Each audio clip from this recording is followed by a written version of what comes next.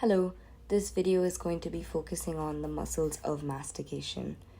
The muscles of mastication are associated and related to the movements of the jaw, which is also the temporomandibular joint.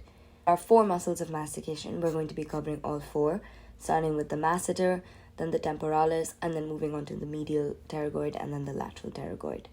In terms of embryological development, they all develop from the first pharyngeal arch, and therefore they're all innervated by one of the branches of the trigeminal nerve, or cranial nerve 5, which is the mandibular nerve. So we're going to be starting with the masseter, which is the strongest muscle of mastication, and it lies superficial to all of the other muscles of mastication. It has two parts, a deep and superficial part. So the superficial part originates from the maxillary process of the zygomatic bone, and the deep part originates from the zygomatic arch of the temporal bone. So they're originating from different bones, but both of them are inserting into the ramus of the mandible. The action is to close the mouth, or elevation of the mandible, and the innervation is, as we discussed earlier, the mandibular nerve.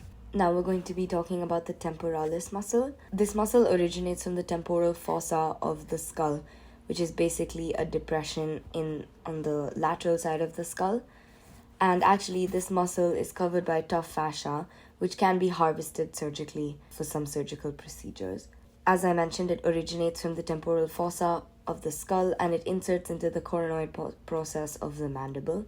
The actions are to close the mouth, or elevation of mandible, and movement of jaw, or retraction of mandible.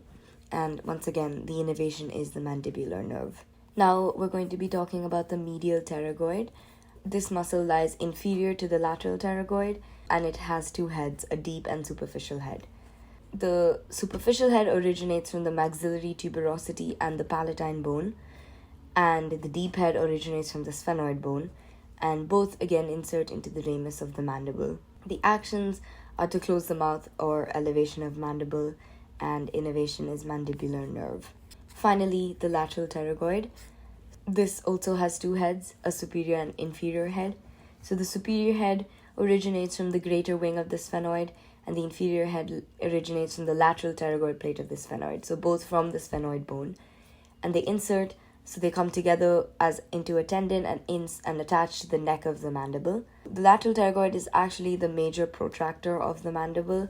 Its actions is protraction of the mandible, depression of the chin, and side-to-side movements of the jaw. And finally, innervation is the mandibular nerve.